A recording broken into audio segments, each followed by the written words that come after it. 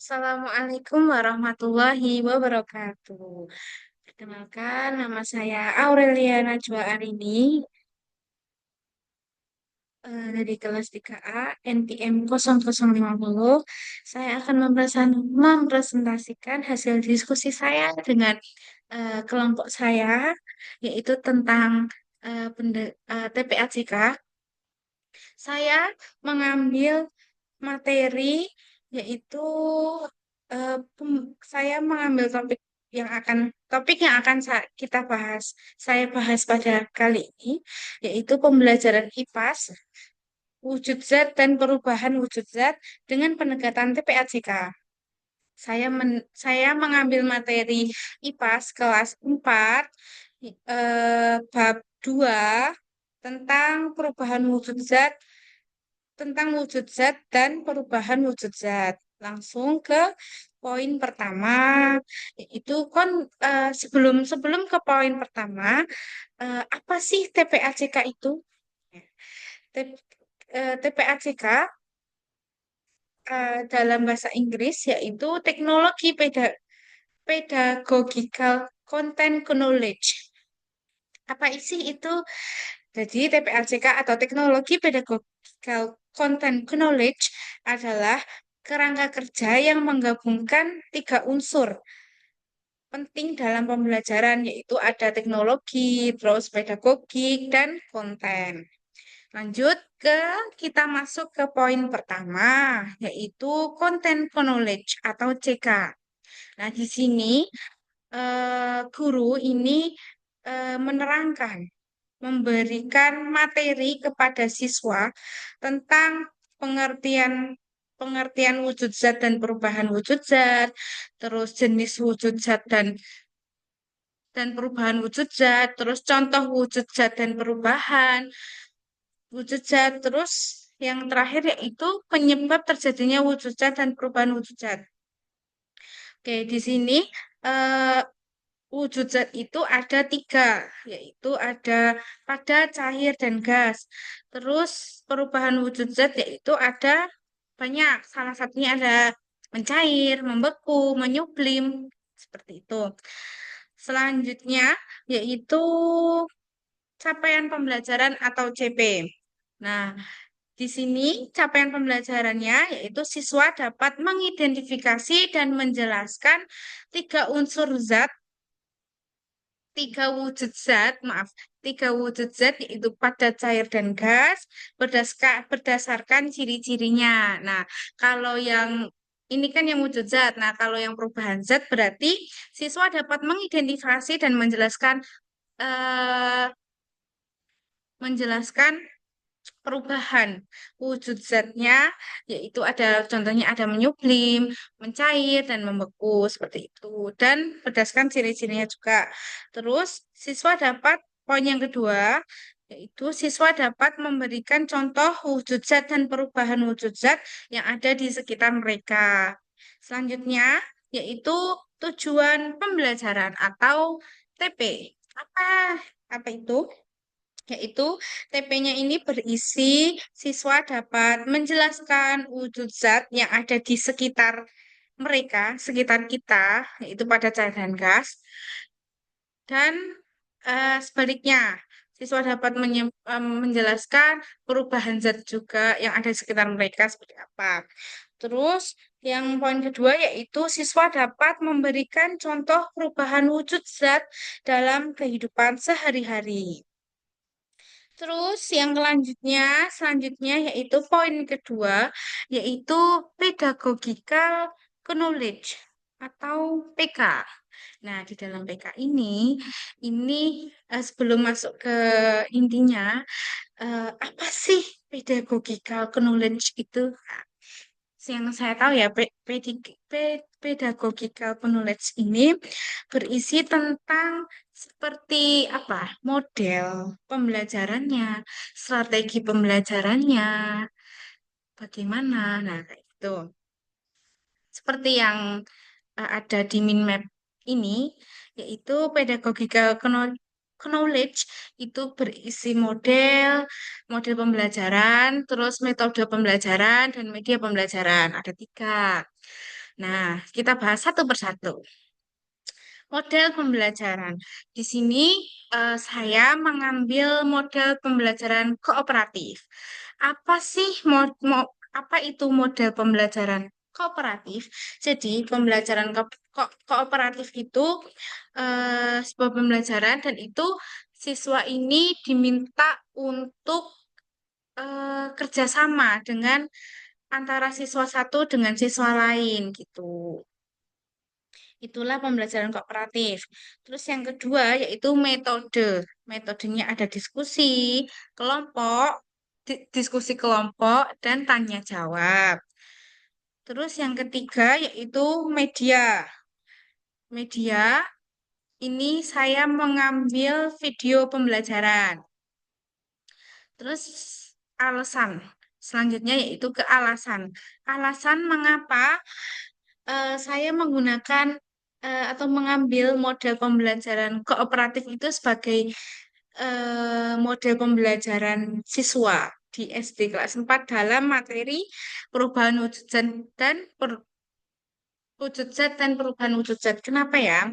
Yang pertama, model pembelajaran kooperatif dengan menggunakan model pembelajaran kooperatif ini guru dapat membantu siswa untuk bekerja sama, untuk bekerja sama dalam kelompok. Nah, jadi dalam pembelajaran kooperatif ini kan siswa diminta untuk bekerja sama nih. Nah, dalam kerjasama itu berarti kan menciptakan sebuah sosialisasi kan, jadinya sosial jadinya meningkatkan apa ya hubungan antara siswa satu dengan siswa lain. Kadang kan ada yang belum kenal maupun apa, terus jadi kayak ada siswa yang bawa musuhan apa-apa gitu kan bisa aja. Nah, di sini ini diminta untuk kerjasama gitu. Terus eh selain itu pada materi wujud zat dan perubahannya ini siswa dapat berdiskusi tentang konsep perubahan wujud seperti mencair, pembekuan, terus membeku, terus menguap dan lain-lain melalui ini nanti pembelajaran kooperatif ini dilakukan ini percobaan eksperimen gitu. Jadi berkelompok gitu.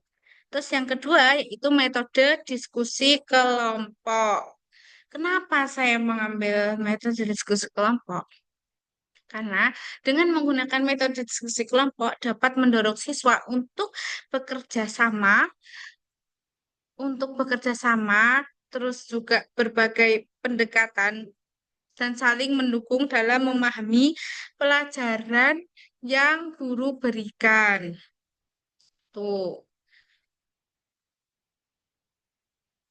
Jadi dalam ini, dalam metode diskusi kelompok itu mendorong siswa untuk bekerja sama, terus berbagi pendapat juga antara siswa satu dengan siswa lain, terus juga kalau dalam kelompok kan harus saling mendukung satu sama lain juga.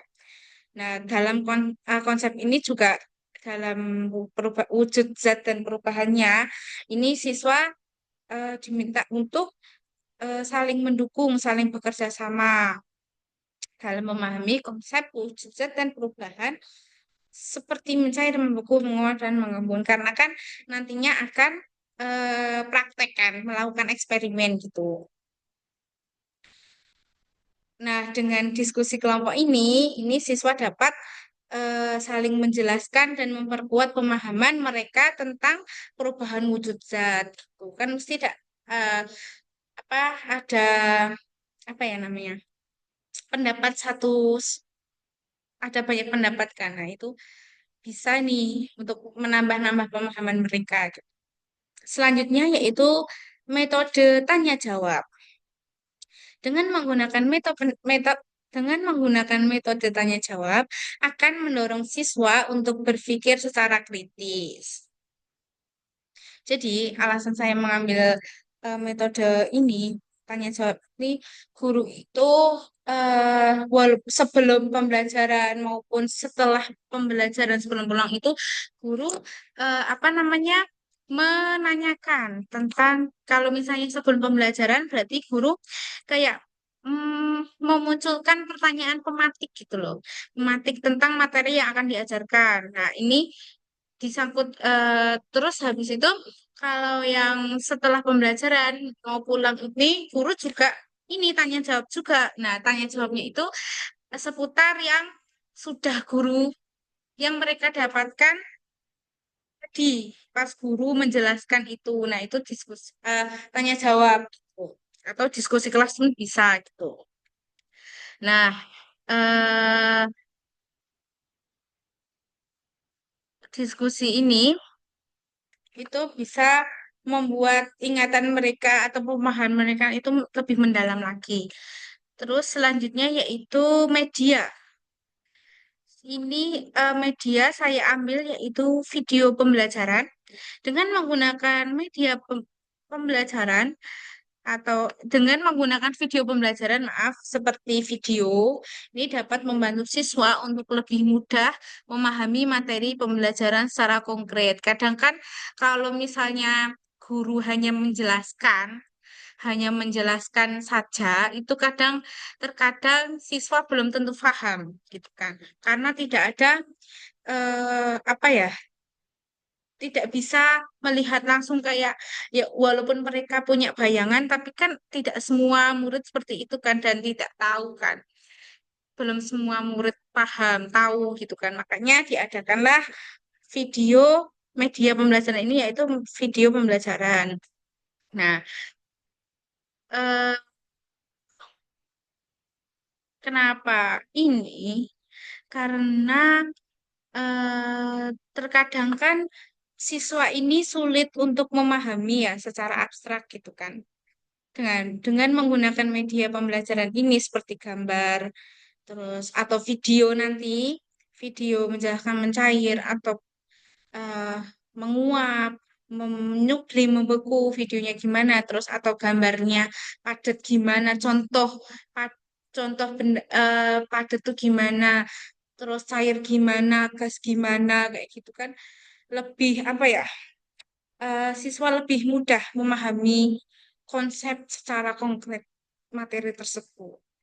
Terus selanjutnya yaitu ke poin technological knowledge atau TK.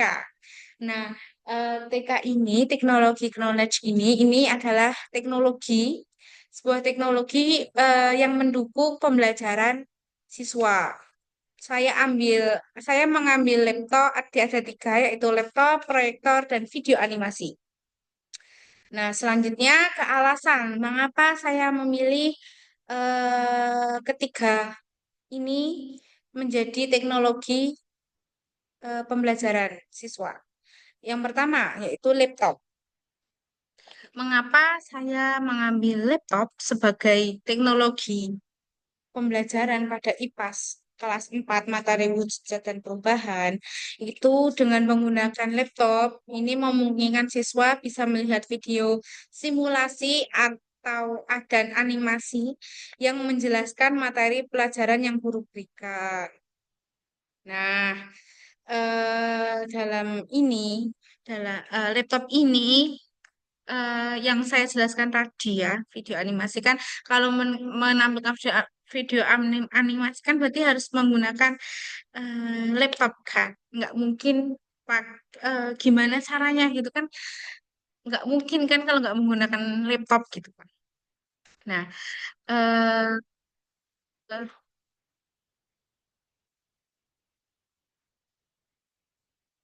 dengan cara dan dengan menggunakan laptop ini itu kan dengan menampilkan juga ini kan dengan cara apa ya menjadi anak lebih mudah difahami anak juga materinya dan lebih kayak membuat anak itu kayak lebih tertarik gak sih tentang materinya gitu gak sih?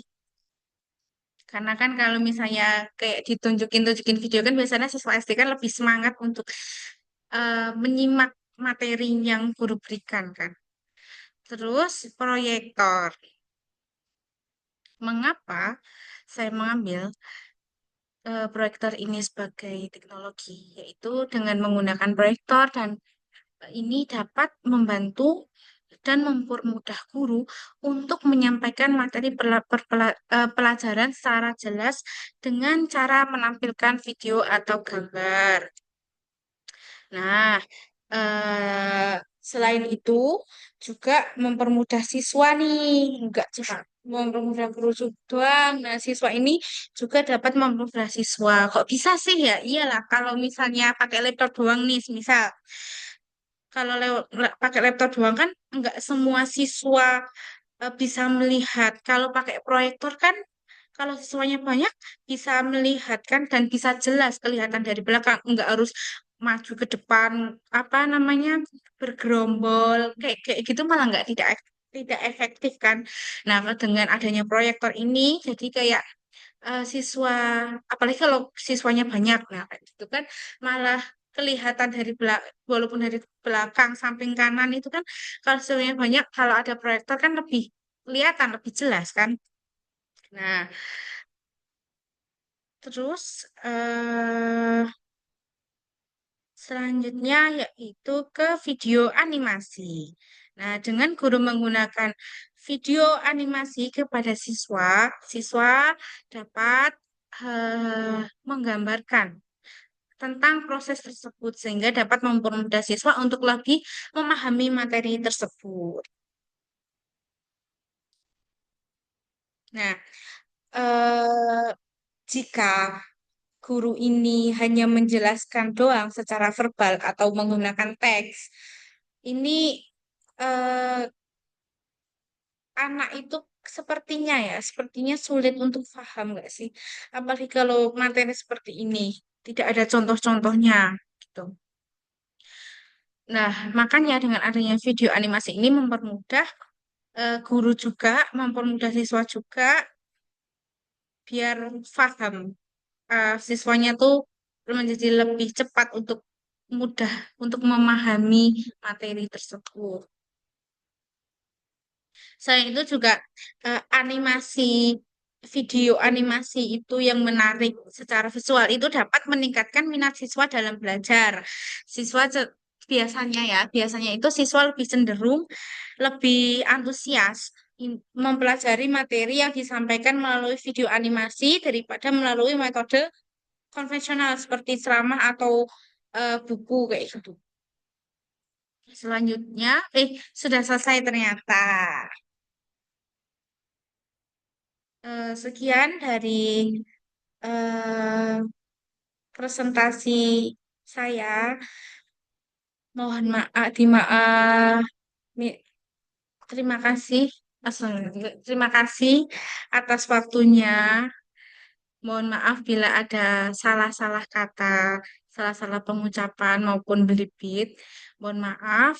Sekian dari saya, penjelasan diskusi saya dengan kelompok saya. Saya akhiri. Wassalamualaikum warahmatullahi wabarakatuh. Terima kasih. Oh iya, ada kata-kata terakhir. Eh, Bila ada kurangnya, mohon maaf karena manusia ini tidak luput dari kekurangan. Kebenaran dan kelebihan hanya milik Allah. Terima kasih. Assalamualaikum warahmatullahi wabarakatuh. Dadah.